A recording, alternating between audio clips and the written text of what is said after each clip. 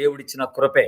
దేవుడిచ్చిన జ్ఞానం, దేవుడిచ్చిన నడిపింపు, దేవుడిచ్చినటువంటి బలం, దాన్ని బట్టి ప్రభుకే ఘనత, మహిమ, ప్రభావాలు ఆరోపిస్తూ ఉన్నాను. మిమ్మల్ని అందరిని కూడా అభినందిస్తున్నాను. వెరీ రెగ్యులర్‌గా మీరంతా కూడా లాస్ట్ ఇయర్ ప్రతి మండే క్రమం తప్పకుండా ఈ స్టడీస్‌లో మీరు గ్యాదర్ అయ్యి ఎంతో దీవించబడ్డారు. That itself is a great encouragement to all of us. మరి బైబిల్ స్టడీస్ ఎవరమైతే తీసుకుంటున్నామో మా అందరికి కూడా మీ ప్రెజెన్సే చాలా గొప్ప ఎంకరేజ్‌మెంట్‌గా ఉంటున్నాయని గూడా నేను మీకు జ్ఞాపకం చేస్తూ ఉన్నాను. కనుక ఈ రోజు నుండి మనం ఒక కొత్త సీరీస్‌లోకి ఎంటర్ అవుతాం. ఈ క్రొత్త సీరీస్‌లో కూడాను మరొక పర్యాయం, మరొక యాస్పెక్ట్‌లో మనం బైబిల్‌ని కవర్ చేయడానికి ట్రై చేస్తాం. అదేటనేది కూడా నేను మీకు జ్ఞాపకం చేస్తాను ఈ రోజున. ఈ రోజున ఆ క్రొత్త సీరీస్‌కి నేను ఒక రకమైనటువంటి ఇంట్రడక్షన్ ఇస్తాను మనకి. ఉపోద్ఘాతం ఇస్తాను ఆ సీరీస్‌కి. నెక్స్ట్ వీక్ నుండి మనం ఆ సీరీస్‌లోనికి ఎంటర్ అయిపోతాం అన్నమాట. నేను మీకు పవర్ పాయింట్ ప్రెజెంటేషన్ చేస్తున్నాను. దయచేసి చూడండి.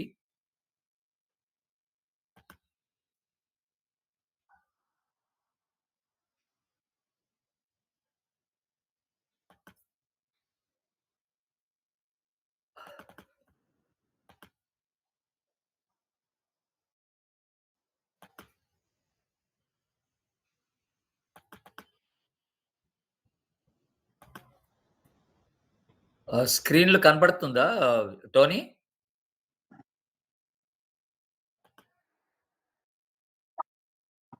ఓకే.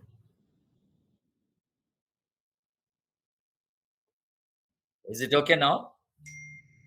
ఫైన్. Thank you. దేవుని బిడ్డలారా, మనము ఈ నూతన సీరీస్‌లో డిస్పెన్సేషన్స్ అంటారు. ఇంగ్లీష్‌లో ఈ పదం ఉపయోగించబడింది. కాలములు, యుగములు అన్నటువంటి ఒక అంశం కింద మనం మరొక పర్యాయము బైబిల్ అంతా చూడబోతున్నాం. ఈ డిస్పెన్సేషన్స్ ఏంటసలు? డైరెక్ట్‌గా ఈ పదం మనం ఆలోచన చేస్తే డిస్పెన్సింగ్ అనంటే అర్థం ఏంటంటే పంచిపెట్టడం అన్నమాట. పంచి ఇవ్వడం అన్నమాట. అయితే ఇంకొక దీని అర్థం ఏంటంటే సమపాళ్ళల్లో దాన్ని డివైడ్ చేయడం అన్నమాట. అలా కూడా దాని అర్థం ఉందన్నమాట. సమపాళ్ళలో దాన్ని పంచిపెట్టడం, ఇవ్వడం అనేటువంటి మాట. మనము విభజించటం అనే మాట కూడా మనం చూస్తాం.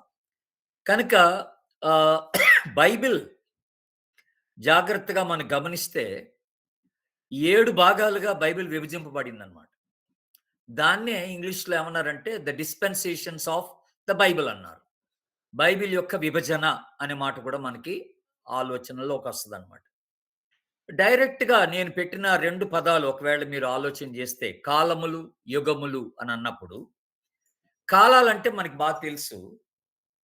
కాలాలంటే 3 కాలాలుంటాయి మనందరికీ తెలిసినట్టుగా. ఒకటి భూతకాలం అంటే గతించిపోయిన కాలం, పూర్వకాలం అని అంటున్నాం మనం. రెండోది ప్రస్తుత కాలం, ద ప్రెజెంట్ టైమ్ అనే మాట. ఇంకా మూడో కాలం గురించి మనం మాట్లాడితే భవిష్యత్ కాలం అంటాం. జరగబోతున్నటువంటి కాలం. ఆ కాలాల గురించి ఆ 3 కాలాలు మనం జ్ఞాపకం చేసుకుంటాం. ఇక యుగములు అని అన్నప్పుడు ఒక్కొక్క యుగానికి దేవుడు ఒక ప్రాముఖ్యతనిచ్చాడు. అది కూడా మనం ఈ స్టడీలో చూడబోతున్నాం అన్నమాట. ఆ యుగం అంటే ఏంటో మీకు జ్ఞాపకం చేస్తాను. కాలమును వాటి వాటి పద్ధతుల్లో దేవుడు నియమించి పెట్టాడు. వాటి వాటి క్రమములో దేవుడు ఏర్పాటు చేసి, ఆ కాలాలు తాను ఏర్పాటు చేసినట్టుగానే అవి జరిగిపోవాలని దేవుని యొక్క ఉద్దేశమై ఉన్నదని కూడా మనము జ్ఞాపకం చేసుకుంటున్నాం. కనుక బైబిల్‌ని కాలాలుగా, యుగాలుగా విభజించి మనం చూసినప్పుడు చాలా బాగా అర్థమైద్దనమాట మనకి బైబిలు. ఇంకా చాలా గొప్ప అవగాహన బైబిల్ గురించిన అవగాహన చాలా క్లియర్‌గా మనకుంటదని మనం జ్ఞాపకం చేసుకుంటున్నాం. మీరు నేనేదైతే మీకు పోయిన సంవత్సరంలో విశ్లేషణ చేశానో, ఆ విశ్లేషణ అంటే కొంత ఒక్కొక్క పుస్తకాన్ని గురించినటువంటి వివరణ జరిగింది. బట్ ఇక్కడ ఈ కాలాలు, యుగాలుగా బైబిల్‌ని మనం విభజిస్తున్నప్పుడు అద్భుతమైనటువంటి విధానంలో బైబిల్ యొక్క సంపూర్ణమైనటువంటి ఒక పిక్చర్ మీ మనసులో పడిపోద్దనమాట. అసలు బైబిల్‌లో అంతా ఏముందిరా అనేది మీకు చాలా స్పష్టంగా మీకు అర్థమైపోద్దనమాట. అదొకటి మీరు గుర్తుపెట్టుకోవాలి. తర్వాత గ్రీక్ మైథాలజీలో 2 పదాలు ఉపయోగించారు. జాగ్రత్తగా మనం ఆలోచన చేస్తే. ఒకటి క్రోనోస్ అని అన్నారు. క్రోనోస్ అంటే మనం డైలీ చూసుకునేటువంటి టైం అన్నమాట అది. సెకండ్స్ గాని, మినిట్స్ గాని, లేపోతే గంటలు గాని అవన్నమాట. క్రోనోస్ అని. ఇంకొక పదం ఏం ఉపయోగించారంటే కైరోస్ అని అన్నారు. కైరోస్ అంటే దేవుడు మనకిచ్చేటువంటి అవకాశాలు అని అర్థం అన్నమాట. కొన్ని పర్టిక్యులర్ ఆపర్చునిటీస్ దేవుడు మనకిస్తాడు. కొన్ని పర్టిక్యులర్ సీజన్స్ దేవుడు మనకు కలగజేస్తాడు. ఆ టైమ్స్‌లో వాటిని మనం సద్వినియోగం చేసుకున్నప్పుడు అవి మనకెంతో మేలు చేస్తాయి. ఆ దొరికినటువంటి అవకాశాన్ని మనం పోగొట్టుకుంటే, మళ్ళా అవకాశం మళ్ళీ దొరుకుద్దో లేదో తెలీదనమాట. ఇవి అవకాశాలు అనేటువంటి మాట మనం జ్ఞాపకం చేసుకో ఆపర్చునిటీస్ అనే మాట మనం జ్ఞాపకం చేసుకుంటున్నాం. ఈ 2 పదాలు ఉపయోగించబడ్డాయి. మరి ఇప్పుడు నేనన్నట్టుగా విభజన అనే మాట మనం మాట్లాడుతున్నాం. కాలాల విభజన, యుగాల విభజన అనే మాట. కొలస్సీ పత్రిక మొదటి అధ్యాయం 25వ వచనంలో ఏం రాయబడిందంటే, యుగములలో, తరములలో మరుగు చేయబడినటువంటి మర్మమును దేవుడు సంపూర్ణంగా మనకి ప్రకటించెను అని ఉంటదక్కడ. అంటే ఈ మర్మం సంపూర్ణంగా ప్రకటింపబడింది మనకి. ఒక్కొక్క యుగంలో ఏం జరిగిందనేది. అందుకనే బైబిల్ అంతా కూడాను మీరు జాగ్రత్తగా గమనిస్తే 7 యుగాలుగా మనం దాన్ని కాలాలని కూడా అనుకోవచ్చు కాసేపు. 7 యుగాలుగా విభజింపబడిందన్నమాట బైబిల్ మొత్తం. ఆ 7 యుగాలేంటో ఈ రోజున మీకు తెలియచేస్తాను. ఆ తదుపరి వచ్చే వారం నుండి ఒక్కొక్క యుగం డీటెయిల్డ్‌గా చూస్తామన్నమాట. ఒక్కొక్క యుగంలో ఏం జరిగిందో మనం డీటెయిల్డ్‌గా చూడగలం. అట్లాగే ఎఫెసీ పత్రిక మొదటి అధ్యాయంలో 10వ వచనంలో క్రీస్తులో ఏకముగా సమకూర్చవలనని దేవుని యొక్క ఏర్పాటై ఉన్నది అని అన్నాడు.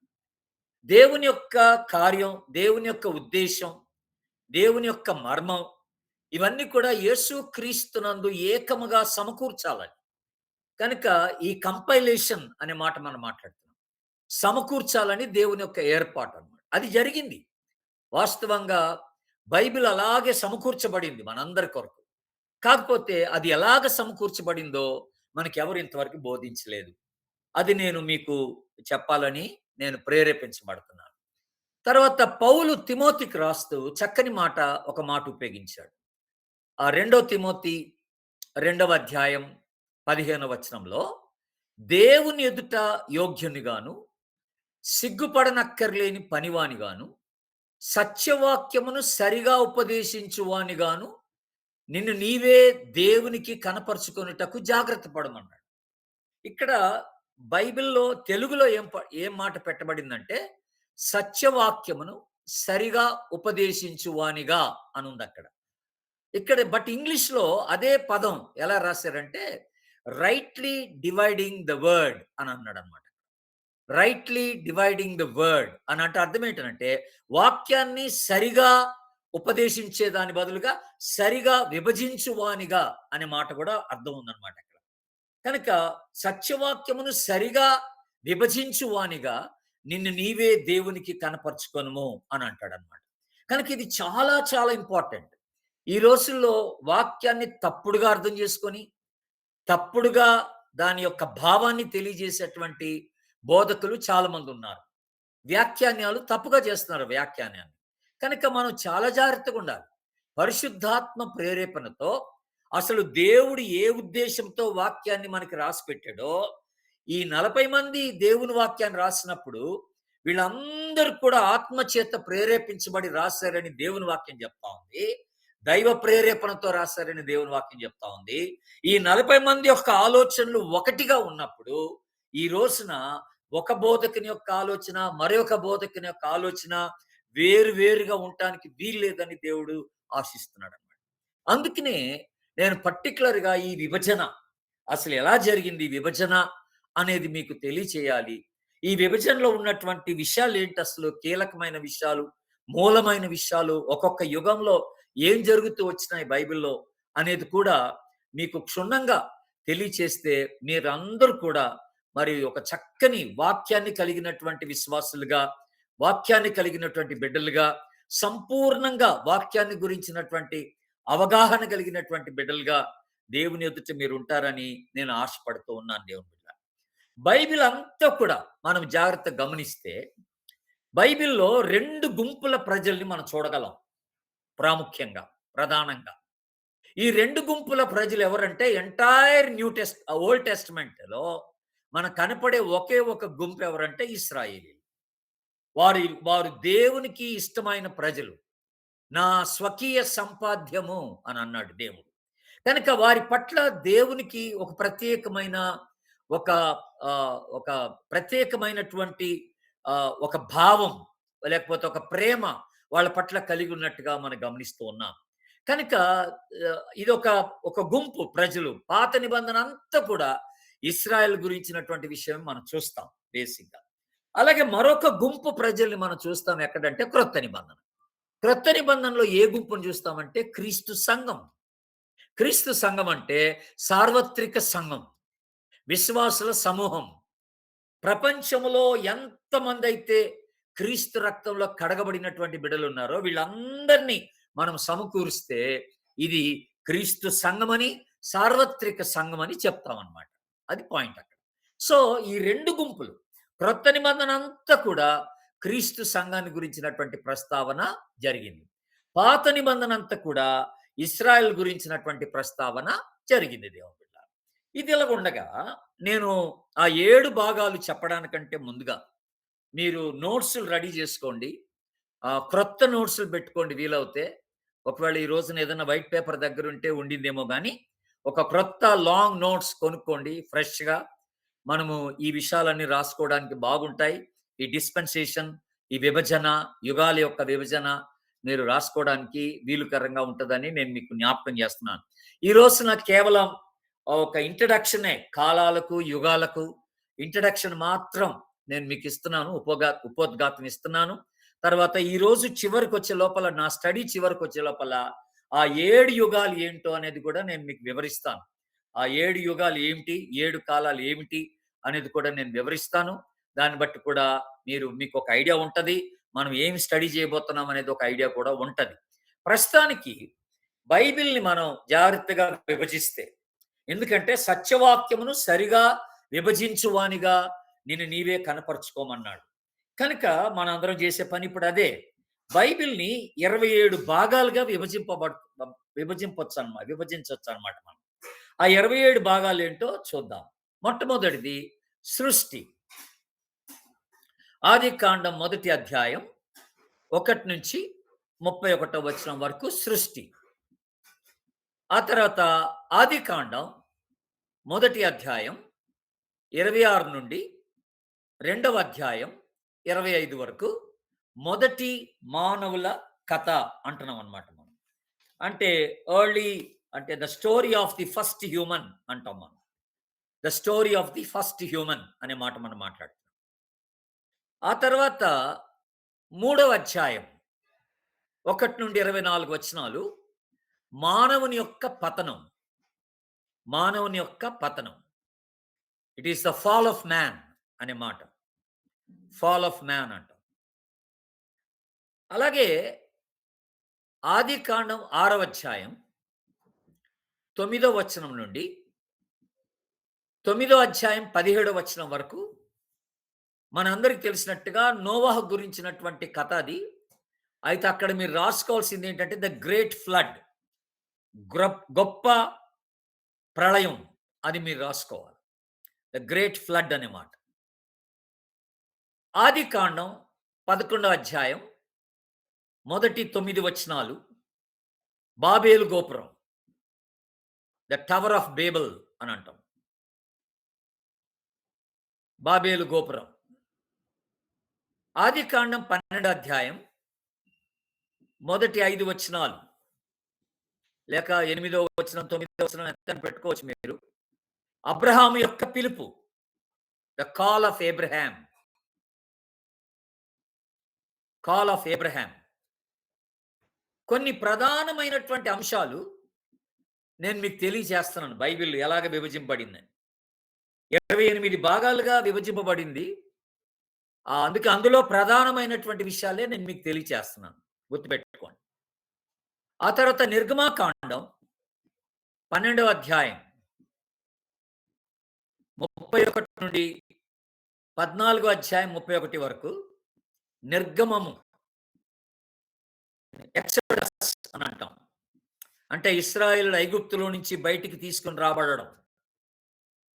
ఆ స్టోరీ అంతా, ఆ వివరణ మనకక్కడ ఉంటది. కనుక అది కూడా ఒక ప్రాముఖ్యమైనటువంటి ఘట్టం బైబిల్‌లో మనం స్టడీ చేయడానికి. ఆ తదుపరి నిర్గమాకాండం 20 అధ్యాయం మొదటి 17 వచనాలు. 10 కమాండ్‌మెంట్స్, 10 ఆజ్ఞలు.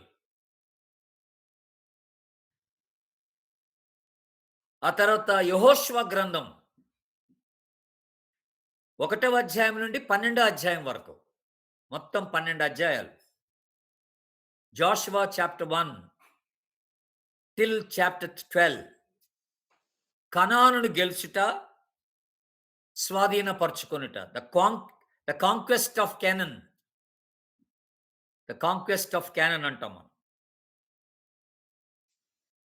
ఆ తర్వాత 2 సమూయేలు గ్రంథం 5వ అధ్యాయం. దావీదు రాజగుట.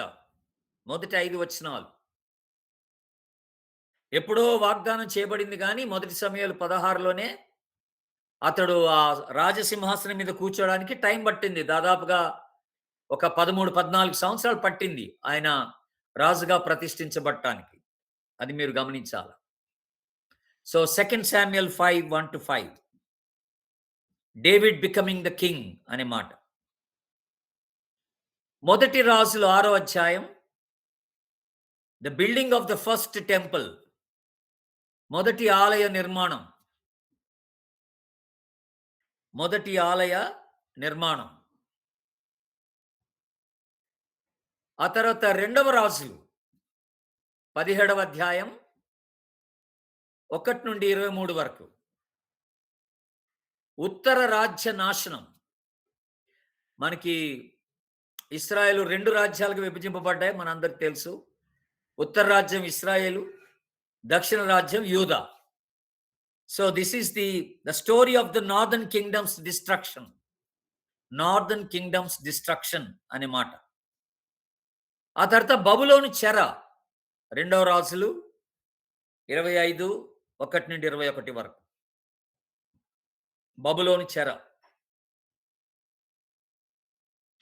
ఆ తర్వాత చెర నుండి తిరిగి వచ్చుట. The return from exhale. Ezra గ్రంథం, నెహెమ్యా గ్రంథం వీటిని చక్కగా వివరించే గ్రంథాలు ఈ 2. చెర నుండి తిరిగి వచ్చుట. అది అక్కడితో మనం పాత నిబంధన చూసుకోవచ్చు. ఇక క్రొత్త నిబంధనకు వస్తే యేసు జననం. అదొక అంశం మనం గుర్తుపెట్టుకోవాల్సిన అంశం. మత్తయి సువార్త 1వ అధ్యాయం 18 నుండి 2వ అధ్యాయం 23 వరకు. అలాగే 2వ అధ్యాయంలో కూడాను ఆ ప్రస్తావన జరిగింది. లూకా సువార్తలో కూడా. యేసు బాప్తిసం. Baptism of Jesus. Mattayi 3, mark 1. ఈ 2 అధ్యాయాల్లో యేసు బాప్తిసాన్ని గురించిన ప్రస్తావన జరిగింది. తర్వాత ద టెంప్టేషన్స్ ఆఫ్ జీసస్. యేసు యొక్క శోధనలు. Mark 1, Mattayi 4. The temptations of Jesus. ఆ తర్వాత ద కాల్ ఆఫ్ డిసైపుల్స్, లేకపోతే కాలింగ్ ఆఫ్ డిసైపుల్స్ అంటాం. శిష్యులను పిలుచుట. మత్తయి 4, మార్కు 1, లూకా 5. శిష్యులను పిలుచుట అనే అంశం మనం చూస్తాం. ఆ తర్వాత వెరీ వెరీ ఇంపార్టెంట్, మనందరికీ బాగా తెలిసిన ఒక విషయం ఏంటంటే కొండ మీద ప్రసంగం. 5, 6, 7 అధ్యాయాలు మత్తయి సువార్త. The sermon on the mount అని అంటాం.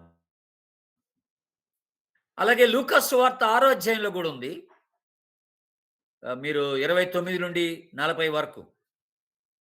అది కూడా ఎంటైర్ కొండ మీద ప్రసంగమే లూకా సువార్తలో కూడా కనపడుతుంది మీకు.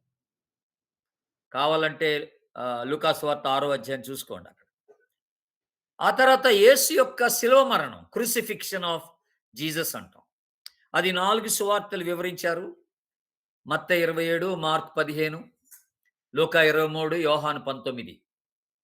అన్ని సువార్తల్లో యేసు యొక్క మరణం కూడా మనం చూడగలం. అలాగే యేసు యొక్క పునరుద్ధానం, ద రిజరెక్షన్ ఆఫ్ జీసస్. ఇది కూడా 4 సువార్తల్లో వివరించబడింది ఆయా రీతిలుగా.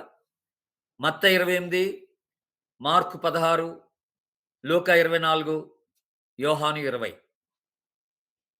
యోహాను 20. ఆ తర్వాత గొప్ప పని, దేవుడు అప్పగించిన పని, గ్రేట్ కమిషన్ అంటాం మనం. అది గొప్ప ఆజ్ఞ కాదు. గొప్ప ఆజ్ఞ అంటే నీ దేవుడైన యెహోవాను ప్రేమించాలా, నీ పొరుగువాన్ని ప్రేమించాలా, అది గొప్ప ఆజ్ఞ. ఇది గ్రేట్ కమిషన్ అంటాం. అంటే పని అప్పజెప్పాడన్నమాట దేవుడు. మీరు వెళ్లి సమస్త జనులను శిష్యులుగా చేయండి. మత్తయి 28, 16 నుండి 20 వరకున్న భాగం. ఆ తర్వాత అపోస్తలుల కార్యాలు 2వ అధ్యాయం 1 నుంచి 41 వరకు దాదాపుగా ఎంటైర్ చాప్టరే పెంతెకోస్తు అనుభవం. పెంతెకోస్తు దినాన్ని గురించినటువంటి సంఘటన అది. ఆ పరిశుద్ధాత్మ చేత నింపబడిన సంఘటన. అది కూడా మనకి చాలా ఇంపార్టెంట్ చాప్టర్ అది బైబిల్‌లో. అది కూడా మీరు రాసుకోవాలి. ఆ తదుపరి అపోస్తలుల కార్యం 6వ అధ్యాయం 8 నుండి 8వ అధ్యాయం 3వ వచనం వరకు హింసలు సువార్త వ్యాపకమునకు దోహదపడుట. The persecution fuels the gospel proclamation, gospel expansion అని అంటాం. హింసలు రాబట్టే సువార్త వ్యాపకం బాగా జరిగిందనమాట. దాని గురించినటువంటి విషయాలు అపోస్తలుల కార్యం 6వ అధ్యాయం నుండి 8వ అధ్యాయం వరకు, ఆ 3వ వచనం వరకు మనం చూడగలం. ఆ తర్వాత 9వ అధ్యాయం అపోస్తలుల కార్యంలో the conversion of Paul or Saul, సౌలు యొక్క మార్పు, దమస్కు మార్గంలో దర్శనం. ఆ తర్వాత అపోస్తలుల కార్యం 15వ అధ్యాయంలో యెరూషలేం సభ, జెరూసలేం కౌన్సిల్ అంటాం మనం. అది చాలా ప్రాముఖ్యమైన ఒక సభ. ప్రకటన 19వ అధ్యాయం యేసు యొక్క రెండవ రాకడ. ఆ తర్వాత ప్రకటన 21వ అధ్యాయం నూతన ఆకాశం, నూతన భూమి, the new heaven and the new earth అనే మాట మనం జ్ఞాపకం చేసుకుంటున్నాం. ఇది 28 భాగాలు. దేవుని బిడ్డలారా, బైబిల్‌ని మనం కొంచెం విభజించడానికి ప్రయత్నం చేస్తే ఇలాగా 28 భాగాలుగా మనం విభజించొచ్చు అన్నమాట. తర్వాత యూదుల కాల గడియలు, అవి కూడా మనం తెలుసుకోవాలి. కాలాల గురించి మనం మాట్లాడుతున్నాం గనక యూదుల కాల గడియలు, జూయిష్ టైమ్ షెడ్యూల్ అంటాం మనం. బైబిల్‌లో కొన్నిసార్లు ఈ కాలాల గురించి మనకి మెన్షన్ చేయబడుతున్నప్పుడు అది ఏ టైం అనేది మనకు కొన్నిసార్లు తెలీదు. మొదటి గడియ 6 నుండి 8, రెండవ గడియ 8 నుండి 9, మూడో గడియ 9 నుండి 10,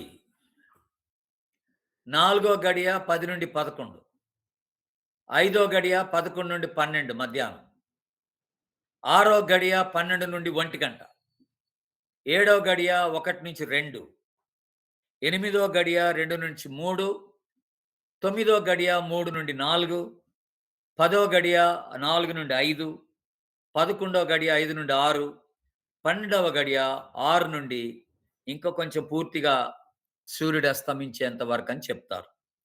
ఇప్పుడు ఫర్ ఎగ్జాంపుల్ మీరు అపోస్తల కార్యం గ్రంథంలో ఉదయం 3 గంటల వేళ పేతురు, యోహాను దేవాలయమునకు ఎక్కి వెళ్ళుచుండగా అని ఉంటది అపోస్తల కార్యం.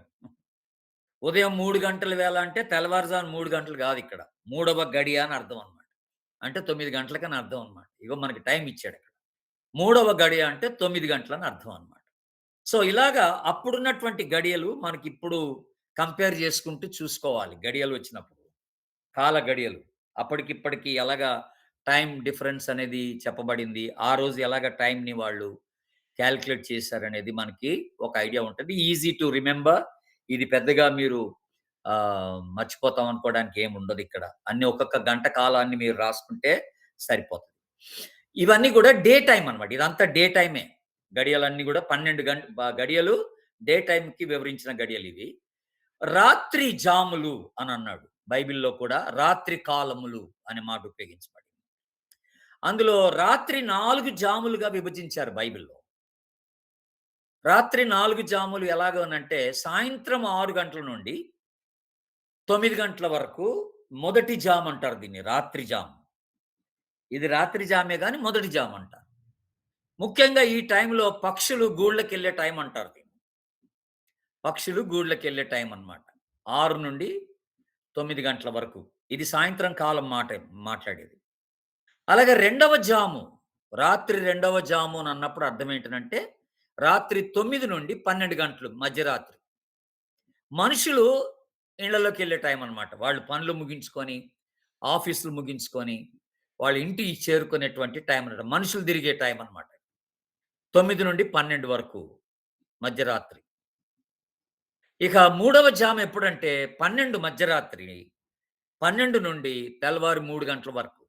జనరల్‌గా ఈ జాముని ఏమంటారంటే ఇది దయ్యాలు తిరిగే జామ్ అంటారు. బైబిల్‌లో గూడా. దయ్యాలు తిరిగే జామ్ అన్నమాట. ఆ టైంలోనే దయ్యాలు తిరుగుతాయట. 12 నుండి 3 గంటల వరకు. ఆ మధ్య కాలంలోనే దయ్యాలు, దురాత్మలు తిరిగేటువంటి టైం అంటారు. ఇక నాలుగవ జామ్ ఎప్పుడంటే తెల్లవారి 3 గంటల నుండి ఆహ్, 6 గంటల వరకు నాలుగవ జామ్. మీకు ఈ మాట చదవంగానే ఒకటి గుర్తొచ్చిందా? యేసు ప్రభు శిష్యులు రాత్రంతా చేపలు పడతారు. ఏం పట్టవు వాళ్ళకి. అప్పుడు ఏం పడవు, చేపలు పడవు. అప్పుడు యేసు ప్రభు 4వ జామున ఆయన నీటి మీద నడుచుకుంటూ వస్తుండగా అని ఉంటది బైబిల్‌లో. 4గవ జాము. 4గవ జాము ఎప్పుడంటే తెల్లవారి 3 నుండి 6 గంటల మధ్య కాలం అన్నమాట. ప్రాబబ్లీ 4 గంటల టైంలో వచ్చుండొచ్చు ఆయన. ఆహ్, నీళ్ళ మీద నడుచుకుంటూ వస్తే ఆయన్ని దూరం నుండి చూసి భూతం అన్నారు ఈళ్ళు కదా! మనకా సంఘటన తెలిసుండాలి మీకు. కనుక 4గవ జామ్ అంటే తెల్లవారన్నమాట. 3 గంటల నుండి 6 గంటల వరకు ఉన్నటువంటి కాలం అని మనం గమనిస్తున్నాం. తర్వాత బైబిల్‌లో మనం కాలాల గురించి ఆలోచన చేసేటప్పుడు కాలాలు దైవ సంకల్పములు అనే మాట మనం జ్ఞాపకం చేసుకోవాలి. దేవుడు నియమించాడు ఈ కాలాలని. ఏ కాలంలో ఏం జరగాలనేది దేవుడు ఏర్పాటు చేశాడనే మాట మనకి జ్ఞాపకం చేసుకోవాలి. కనుక అందుకనే దానియేలు గ్రంథంలో రెండవ అధ్యాయంలో కూడా మనం చూస్తాం అది. ఆహ్, రెండవ అధ్యాయం 20, 21 వచనాల్లో ఇవి మనం చదవం. ఎందుకంటే నేనింక వేరేది కొంచెం వివరించాలి గనక ఇవేమి మీకు చదవట్లేదు. సీజన్స్ అంటాం. కాలములన్నప్పుడు సీజన్స్ అనే మాట మీరు ఉపయోగించుకోవాలి. ఈ సీజన్స్ ఆర్ ప్రావిడెన్షియల్ అనే మాట. ఇవి దైవ సంకల్పములు అనే మాట. కనుక అపోస్తల కార్యం 17వ అధ్యాయంలో కూడాను 25-28 వచనాల్లో ఉన్నటువంటి భాగంలో కూడా దేవుడు కొన్ని నేనిందాక ఒక మాట అన్నాను. కైరోస్ అనే మాట ఉపయోగించాను. కొన్ని వాళ్ళు ప్రజలట తనను తెలుసుకోవడానికి కొన్ని అవకాశాలు దేవుడు కలిగిస్తున్నాడు. ప్రభు కలిగిస్తున్నాడు వాళ్ళకి. అవకాశాలు కలిగిస్తున్నాడు. ఆపర్చ్యూన్ టైమ్స్ అంటాం మనం. ఆ సీజన్స్ అని అంటాం అనమాట. దేవుడు కల్పించే అవకాశాలు. కనుక ఇవన్నీ కూడా దేవుని యొక్క దైవ సంకల్పాలు అనే మాట మనం జ్ఞాపకం చేసుకుంటాం దేవుని. అలాగే కాలములు కానీ, ఈ సీజన్స్ కానీ ఇవన్నీ కూడా ఉద్దేశపూర్వకమైనవి. ఇవన్నీ కూడా పర్పస్‌ఫుల్. దేవుడు ఒక ఉద్దేశముతోనే ఈ కాలాల్ని నియమించి పెట్టాడు అనేటువంటి మాట మనకి జ్ఞాపకం చేయబడతాం. అది యెషయా గ్రంథం 44:24లోను, ఇర్మియా గ్రంథం మొదటి అధ్యాయం 5వ వచనంలోను, అలాగే ప్రసంగి గ్రంథం 3వ అధ్యాయం 11వ వచనంలోను మనం చూసుకున్నట్లయితే ఇవన్నీ కూడా దేవుడు ఒక పర్టిక్యులర్ ఉద్దేశంతో కాలాల్ని నియమించి పెట్టాడు అనే మాట మనకి జ్ఞాపకం చేయబడుతున్నారు. సమయాలను నియమించి పెట్టాడు అనే మాట మనకి జ్ఞాపకం చేయబడతా ఉందన్నమాట.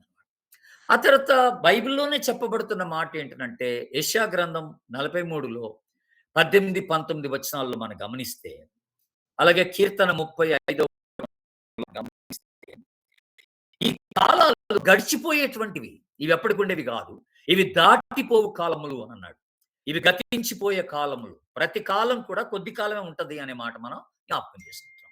అవి ఇప్పుడు ఆ 7 కాలాలు, 7 యుగాల గురించినటువంటి ఆ ప్రస్తావన నేను తీసుకొచ్చినప్పుడు కూడా, ఒక్కొక్క యుగానికి ఒక కాల పరిమితిని దేవుడు ఏర్పాటు చేసి పెట్టాడన్నమాట. ఆ కాలంలో అవి జరుగుతాయి. ఆ తర్వాత అవి జరగవు అనే మాట. అది అంతటితో అయిపోతదనమాట. ఆ తర్వాత మనం ఇంకోటి గుర్తుపెట్టుకోవాలి. ప్రభు అంటున్న మాటేంటంటే, ఈ కాలాల్ని మనం స్వీకరించాలా? లేపోతే ఆలింగనం జేసుకోవాలా? ఆశ్లేషించాలా? అంటున్నాడన్నమాట. అంటే ఇవన్నీ కూడా మనం అంగీకరించాలి. ఈ కాలాల్ని మనము దేవుడు ఏర్పాటు చేసిన కాలం, దేవుడు ఏర్పాటు చేసినటువంటి సమయం, దేవుడు ఏర్పాటు చేసినటువంటి అవకాశాన్ని మనం సద్వినియోగం జేసుకోవాలనే మాట మనకు జ్ఞాపకం చేయబడుతుందన్నమాట. మత్తయి 24:32లో వీటిని కాలాల్ని మనం అన్వేషించి తెలుసుకోవాలట. వీటిని గమనించాలట, గుర్తించాలట. ఈ కాలాల్ని మీరు గమనించండి అంటున్నాడు. మీరు ఏ కాలంలో ఉన్నారో జరుగుతున్న క్రియల్ని బట్టి, మీ ఎదుట జరుగుతున్నటువంటి సంఘటనల్ని బట్టి, మీరు ఏ కాలంలో ఉన్నారో మీరు తెలుసుకోండి అంటున్నాడు ప్రభు అక్కడ. ఏది ఆయన రాకడకు ముందు జరిగేటువంటి సంఘటనల గురించి మాట్లాడుతూ ఆ మాట అక్కడ ప్రస్తావించాడు ప్రభు. కనుక అవి కూడా మనం తెలుసుకోవాల్సినటువంటి అవసరత ఉన్నదని దేవుడు మనకి జ్ఞాపకం చేస్తున్నాడు దేవుని బిడ్డలారా. ఆ తదుపరి వీటిని మనం గౌరవించాలి. దేవుడు ఏర్పాటు చేసేటువంటి ఈ సమయాల్ని, ఈ యొక్క ఆయన ఉద్దేశాల్ని, ఆయన అవకాశాల్ని మనం గౌరవించవలసిన వారమంట. రోమా 8:28లో సమకూడి జరుగుతున్నవి అని అంటాడు చూసారా? సమస్తమును సమకూడి జరుగుతున్నవి. ఆయన ఏర్పాటు ప్రకారంగానే జరుగుతాయి. ఆయన ఉద్దేశించిన ప్రకారంగా సమస్తమును జరుగుతాయి అన్నటువంటి మాట అన్నమాట. ఆ రోమా 8:28లో మనం చూసేటువంటి మాట. కనుక అదొకటి మీరు గుర్తుపెట్టుకోండి. తర్వాత కాలమును గూర్చి బైబిల్‌లో చాలా చాలా రీతులుగా చెప్పబడింది గానీ, ఒక 4, 5 విషయాలు చెప్పి నేను విభజన ఇస్తానిప్పుడు నేను మీకు. కాలమును గురించి బైబిల్ చెప్తున్న మాటేంటంటే, ఆయన కాలములను మార్చువాడు. ఇందాక దానియేలు గ్రంథం 2వ అధ్యాయం 21వ వచనంలో చూసినట్టుగా, ఆయన కాలములను మార్చువాడు అనే మాట మనం చూస్తాం. నా కాలగతులు నీ వశంలో ఉన్నాయంటాడు కీర్తనాకారుడు. 31 కీర్తన. నా కాలగతులు నీ వశంలో ఉన్నాయి. అలాగే మన ప్రసంగి గ్రంథం 3 అధ్యాయంలో చూసినట్లయితే ప్రతి దానికిని ఆయన సమయాన్ని ఏర్పాటు చేసి పెట్టాడు. దేనికది ఆ సమయంలో అది జరగాలన్నట్టుగానే. కాలములు, సమయములు తండ్రి తన స్వాధీనంలో ఉంచుకొని ఉన్నాడు అని అంటాడు అపొస్తలుల కార్యం 1 అధ్యాయం 7వ వచనంలో. కాలములను, సమయములను తండ్రి తన స్వాధీనంలో ఉంచుకొని ఉన్నాడు. గలతీ పత్రికలో కాలము సంపూర్ణమైనప్పుడు దేవుడు తన కుమారుని లోకంలోనికి పంపెను అన్నాడు. అట్ ద రైట్ టైమ్ అన్నమాట. దేవుడు తన కుమారుని యేసు ప్రభుని మన కోసం పంపాడు అనే మాట. మరి పౌలు గారు ఎఫెస్సి పత్రికకు రాస్తూ 5:15లో ఆయన అంటాడు, దినములు చెడ్డవి అంటే కాలాల గురించి మాట్లాడాడు. ఆ సమయాల గురించి మాట్లాడుతున్నాడు. కనుక మీరు సమయం పోనీక సద్వినియోగం చేసుకోండి అనేటువంటి మాట. ఇవి చెడ్డ కాలాల్లో, చెడ్డ దినాల్లో మనం ఉంటున్నాం అనేటువంటి మాట మనకి జ్ఞాపకం చేయబడుతున్నటువంటి మాట. ఇది మామూలుగా మీకు కొంత ఇంట్రడక్షన్‌గా నేను మీ ముందు పెట్టినటువంటి విషయాలు దేవుని బిడ్డలారా. ఇప్పుడు బైబిల్‌లో ఇక మనం వచ్చే వారం నుండి ఏమి మనం ధ్యానం చేసుకోబోతున్నాం అనేది మీకు ఇప్పుడు విభజన ఇస్తున్నాను. బైబిల్ పూర్తిగా 7 కాలాలుగా లేపోతే 7 యుగాలుగా విభజింపబడ్డట్టుగా మనం చూస్తున్నాం. బైబిల్ మొత్తం.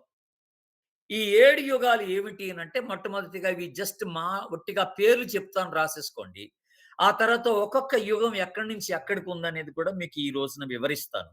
అది కూడా మీరు రాసుకోండి. ఆ తదుపరి ఒక్కొక్క యుగంలో ఏం జరిగిందనేది మనం వచ్చే వారం నుండి మనం క్షుణ్ణంగా ఆ స్టడీస్ చేసుకుంటాం. మొట్టమొదటిది అజ్ఞాన కాలం అన్నాడు. అజ్ఞాన కాలం. ఇది అజ్ఞాన యుగం. ఏది ఆదాం, హవ్వలున్న టైం అన్నమాట. దీనికి ఇంకొక పేరు ఏమిటనంటే అమాయక కాలం అని అన్నాడు. అమాయక యుగం అంటారు. అలాగే నిష్కల్మష యుగం అని అంటారు దీన్ని. ఇన్నోసెంట్ ఏజ్ అనే మాట. ఇంగ్లీష్‌లో ఇన్నోసెంట్ ఏజ్ అంటాం దీన్ని. ఇది మొదటి యుగం. ఇది ఎక్కడి నుంచి ఎక్కడికో కొద్దిగా ఆగి మీకు చెప్తాను మీకు. రెండవ యుగం ఏంటంటే మనసాక్షి యుగం. ద ద ఏజ్ ఏజ్ అనే మాట ఏజీఈ యుగం అని అంటే ఏజ్ అంట. మనస్సాక్షి యుగం అంటే ది ఏజ్ ఆఫ్ కాన్షియన్స్ అనే మాట. ఇంగ్లీష్‌లో కాన్షియన్స్ అంటారు. ఆ ఏజ్ ఆఫ్ కాన్షియన్స్ అనే మాట మనం మాట్లాడుతున్నాం. మనస్సాక్షి యుగం. అది కూడా వివరిస్తాను మీకు. ఆ తర్వాత మూడవది మానవ పరిపాలనా యుగం అంటాం. The age of human government. Babel గోపురం ప్రస్తావన అక్కడ జరిగింది. అది కూడా మీకు వివరిస్తా. మానవ పరిపాలనా యుగం. హ్యూమన్ గవర్నమెంట్ అన్నమాట. ఆ తర్వాత వాగ్దాన యుగం.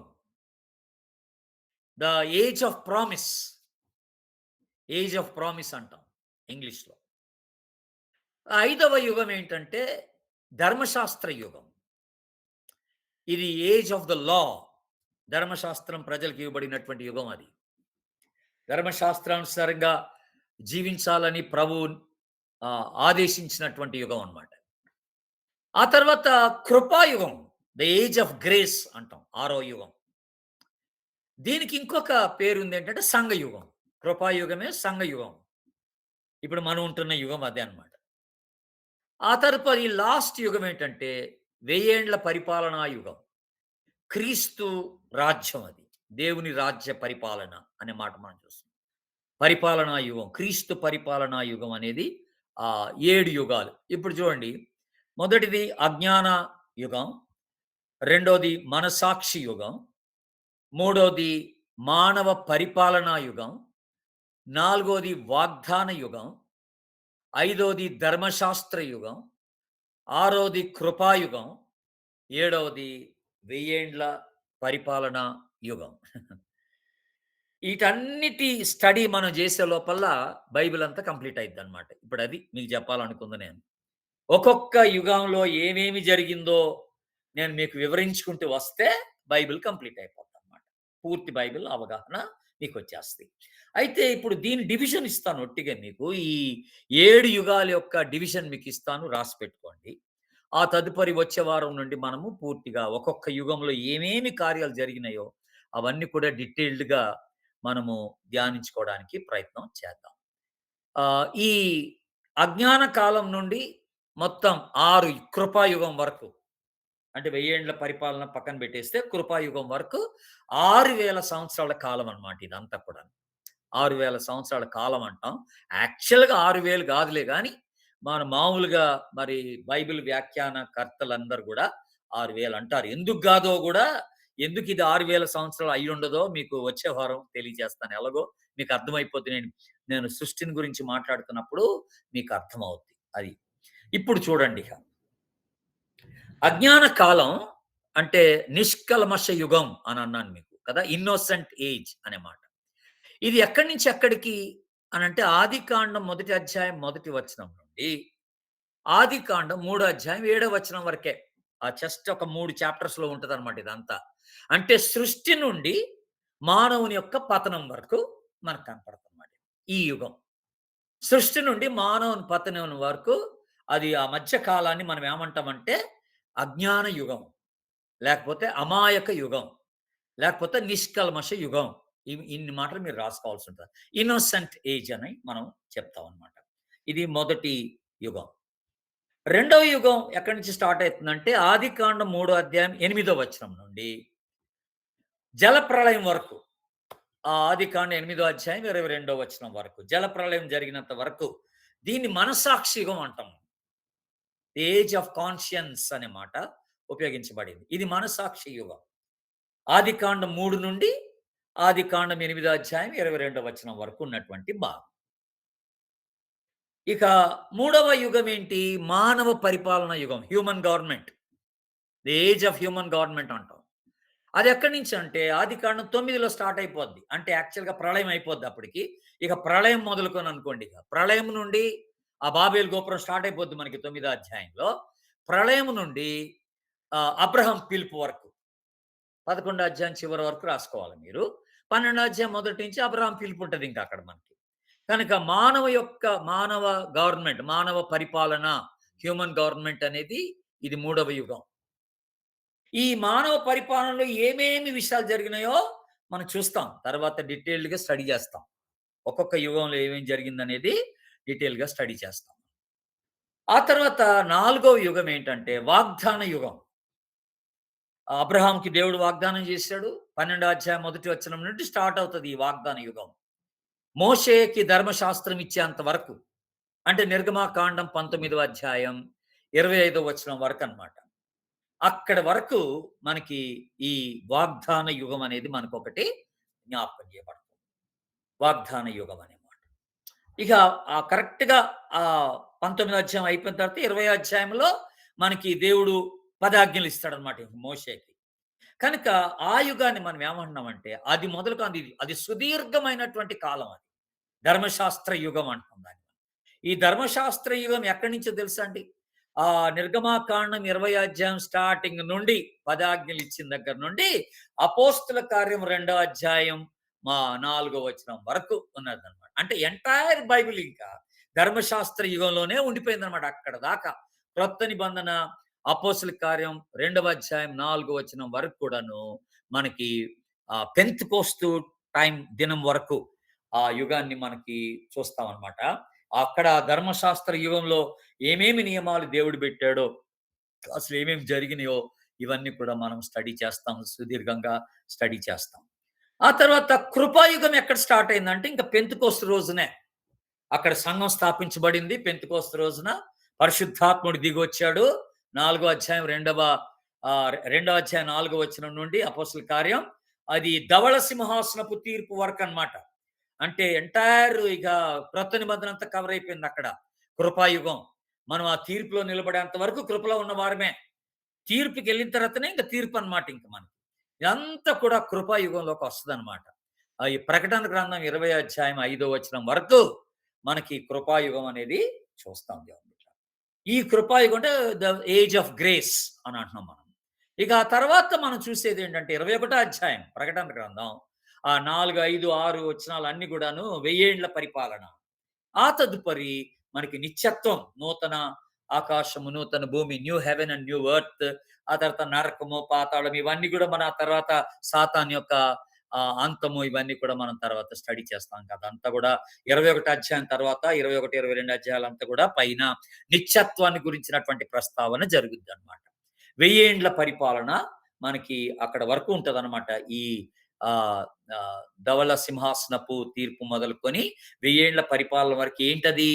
వెయ్యేండ్ల పరిపాలనా యుగం అంటాం దాన్ని మనం. దేవుని యొక్క రాజ్య యుగం అనమాట అది. దేవుని యొక్క రాజ్య యుగం. ఆ వెయ్యేండ్ల పరిపాలనలో ఎలాగుంటాం మనం? ఏం జరుగుతది? అప్పుడు ప్రభువే మనల్ని ఏలుతూ ఉండగా ప్రజలు ఎలాగుంటారు అనేది మీకక్కడ జ్ఞాపకం చేస్తాను. అవన్నీ కూడా మీకు తెలియచేస్తాను. చూసారండి? అంటే ఇప్పుడు ఎంటైర్ ఆదికాండం మొదటి అధ్యాయం నుండి ప్రకటన గ్రంథం 21 అధ్యాయం వరకు మనకి 7 యుగాలుగా విభజింపబడిందన్నమాట బైబిల్ అంతా కూడా. చూసారు కదా ఇప్పుడు? 7 యుగాలుగా విభజింపబడిందన్నమాట. అజ్ఞాన యుగం, అమాయక యుగం, లేకపోతే నిష్కలంక యుగం. ఆ తర్వాత మనసాక్షి యుగం, మానవ పరిపాలన యుగం, వాగ్దాన యుగం, ధర్మశాస్త్ర యుగం, కృపాయుగం, ఆ తర్వాత వెయ్యేండ్ల పరిపాలన యుగం. కనుక ఇప్పుడు మనం ఇంకొక యాంగిల్‌లో బైబిల్‌ని కవర్ చేయబోతున్నాం మనం వచ్చే వారం నుండి. అదేంటంటే ఒక్కొక్క యుగంలో అసలు ఏమేమి సంఘటనలు జరుగుతూ వచ్చాయో మీకు వివరణ ఇస్తాను. పూర్తి వివరణ మీకు ఇస్తాను. అప్పుడు ఇంకా చక్కని అవగాహన బైబిల్ గురించిన పూర్తి అవగాహన మీకుంటదని నేను రూఢిగా నమ్ముతున్నాను. మీరు గూడా ప్రార్థనా పూర్వకంగా సిద్ధపడి రండి. మరి ఒక క్రొత్త నోట్స్ దీని కొరకు పెట్టుకోండి. ఈరోజు కేవలం ఇంట్రడక్షనే ఇచ్చాను మీకు యుగాల గురించిన ఇంట్రడక్షన్ మీ ముందు పెట్టాను. మీరు ఒక క్రొత్త నోట్స్ దీనికోసం నియమించి పెట్టుకోండి. ఇది చాలా ఇంపార్టెంట్ స్టడీస్ మనకివి. మరొక యాంగిల్‌లో, మరొక యాస్పెక్ట్‌లో, మరొక కోణంలో నుంచి బైబిల్ అంతా కూడా మనం స్టడీ చేయబోతున్నాం. దేవుడు మనందరికి కూడా తన పరిశుద్ధాత్మ ద్వారా మరి బోధించడానికి నాకును, అర్థం చేసుకోవడానికి మీకును తగినటువంటి సహాయం పరిశుద్ధాత్మ దేవుడే మనకి అనుగ్రహించాలా. అట్టి కృప కొరకై దేవుని సన్నిధిలో మనం ప్రార్థన చేసుకుందాం. Thank you so much. God bless you all.